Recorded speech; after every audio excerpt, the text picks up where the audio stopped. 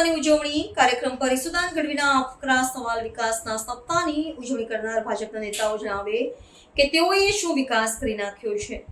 ભાજપના નેતાઓને વિકાસ સપ્તાહની ઉજવણી દરમિયાન ખેડૂતો, યુવાનો અને મહિલાઓ સવાલ કરશે તો તે નેતાઓ પોતાનું મોઢું કઈ રીતે છુપાવશે। જે રીતે ભાજપ દ્વારા નરેન્દ્ર મોદીના 24 વર્ષના જે શાસન થયા છે એ માટે 7 થી 15 તારીખે વિકાસ સપ્તાહની ઉજવણી કરવાનું નક્કી કર્યું છે અને મંત્રીઓ અને ભાજપના નેતાઓ લોકોની વચ્ચે જશે, વિકાસ સપ્તાહની ઉજવણી કરશે અને પછી એક પ્રતિજ્ઞા લેશે, સંકલ્પ લેશે। મારે એમને પૂછવું છે કે તમે એવું તો શું વિકાસ કર્યો?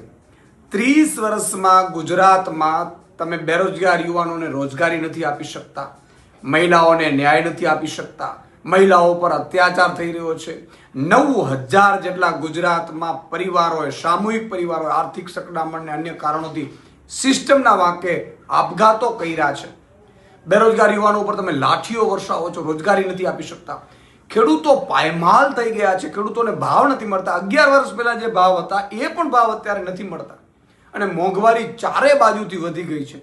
સારી સ્કૂલો તમે બનાવી નથી શકતા શહેરોમાં કે ગામડાઓમાં। આજે શહેરમાં રહેતા મધ્યમ વર્ગ અત્યારે ચારે બાજુથી સ્કૂલ અને આરોગ્યમાં પીડાઈ રહ્યો છે। તો તમે શેનો સંકલ્પ કે પ્રતિજ્ઞા લેવાના છો? પ્રતિજ્ઞા લેવી હોય તો એવી લો તમે કે અમે ગુજરાતમાં આજથી દરેક કિસાનને પૂરતા ભાવ મળે એનો સંકલ્પ લઈએ છીએ। ખેડૂતને એના વીજ થાંભલાઓ એના ખેતરમાં વિધાઉટ પરવાનગી નાખવામાં આવે છે કંપનીઓના જોરે, એ નહીં નાખવા દઈએ એવો સંકલ્પ લઈએ છીએ। દરેક યુવાનને સરકારી નોકરી, રોજગારી આપીશું, સરકારી નોકરી આપીશું એનો સંકલ્પ લો તમે। જે ગરીબોને ન્યાય નથી મળતો એમને ન્યાય મળશે એનો સંકલ્પ લો તમે। ગરીબોના ઝૂંપડાઓ પાડી રહ્યા છો, નાના મકાનો તોડી રહ્યા છો, ઉદ્યોગપતિઓને સોંપી રહ્યા છો, એ નહીં સોંપવા દઈએ એનો સંકલ્પ લો તમે। તમારે સંકલ્પ લેવો તો એવું સંકલ્પ લો કે જે મેં આદિવાસી સમાજની ઘોર ખોદી નાખી છે, આદિવાસી સમાજને ગરીબોને ચૂસી લીધા છે, મનરેગા યોજનાનો કૌભાંડ કરી લીધા છે, એ રૂપિયા પાછા એમને આપીને જેટલા પણ કૌભાંડીઓ છે એમને જેલમાં નાખીશું એનો સંકલ્પ લો તમે। પણ એ સંકલ્પ નહીં લો તમે, તમને તો ઉપરથી સ્ક્રિપ્ટ આવી છે, એ જ પ્રજાની વચ્ચે જશો। પણ પ્રજા એ સમજદાર છે, એ તમે જે રથ ત્યાંથી ખાડાઓમાંથી કાઢશો એ પ્રજા જોતી હશે। 30 વર્ષમાં તમે ખાડામાં રસ્તા છે કે રસ્તામાં ખાડો છે ખબર નહીં પડે તો પ્રજા તમને સવાલ કરશે તો મોઢું શેનું દેખાડશો તમે? ખેડૂતોને વચ્ચે જાશો તો ખેડૂતો સવાલ કરશે તમને। તમે જુઓ, તમે મહિલાઓ, બેરોજગાર યુવાનો એ તમને સવાલ કરશે। દરેક ગામમાં કે મહોલ્લામાં જશો તો મધ્યમ વર્ગની શિક્ષણ ફીના નામે લૂંટ ચાલે છે તો એ સવાલ કરશે। તો તમે જવાબ શું આપશો? મને લાગે તમારે ઊભી પૂંછડીએ ભાગવું પડશે। એનાથી મોટી વાત, તમે ગુજરાત સાથે કેવી મોટી છેતરપિંડી કરી છે। બિહારમાં હમણાં મહિલાઓના ખાતામાં 10-10 હજાર રૂપિયો નાખ્યો, 75 લાખ મહિલાઓને। તો ગુજરાતની મહિલાઓએ ભાઈ તમારી સાથે શું વેર કર્યો છે? ગુજરાતની મહિલાઓને તમે 30 વર્ષમાં કશું ન આપ્યું? તમે ત્યાં વીજળી ફ્રી આપવાની જાહેરાત કરો છો।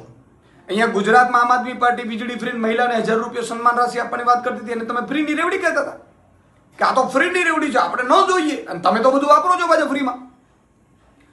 તમે નક્કી કરો કરવા શું માંગો છો, અને કોઈ પણ રાજનીતિજ્ઞ હોય એની વિચારધારા હોય અને લોકોમાં જે બોલે એને પાડવાનું હોય। તમે શું કરો છો? મહારાષ્ટ્રમાં બહેનોને આપ્યું, તમે પેકેજો આપ્યા, રાજસ્થાનમાં 450માં ગેસ સિલિન્ડર આપ્યા, મધ્યપ્રદેશમાં લાડકી યોજના હેઠળ મહિલાઓને 1500 રૂપિયા મહિને આપતા હતા। ગુજરાતની બહેનોએ શું તમારો બગાડ્યું છે? અચ્છા, ત્યાં બેરોજગારી ભથ્થું પણ આપો છો બિહારમાં, તો ગુજરાતના યુવાનો બેરોજગારો લાઠીઓ જ ખાય છે। ઇવન ગામે ગામે કુંવારાની સંખ્યા વધી ગઈ છે કારણ કે રોજગાર મળતો નથી। ફેક્ટરીઓમાં 80%માં પણ સ્થાનિક રોજગારી મળતી નથી, સરકારી નોકરીમાં પેપર ફૂટી જાય છે, લાગવગશાહી ચાલે છે, આઉટસોર્સિંગથી તમે બધું હલાવો છો તો એમને કોઈ દીકરી આપવા તૈયાર નથી। હું ગામડે ગામડે ફરું છું, કુંવારાઓ વધી ગયા છે, તો એમને બેરોજગારી ભથ્થું આપશો કે નહીં ગુજરાતના યુવાનોને? એટલે ત્યાં બધું તમે જાહેરાત કરો છો, અહીંયા તમે બિલકુલ જાહેરાત નથી કરતા। શરમમાં આવવી જોઈએ, શરમ ભાજપ પડાવો અને ગુજરાતની જનતા તમને આ સપ્તાહની ઉજવણીમાં પ્રશ્નો પૂછશે, તમને સવાલો કરશે અને તમારે એના જવાબો આપવા પડશે।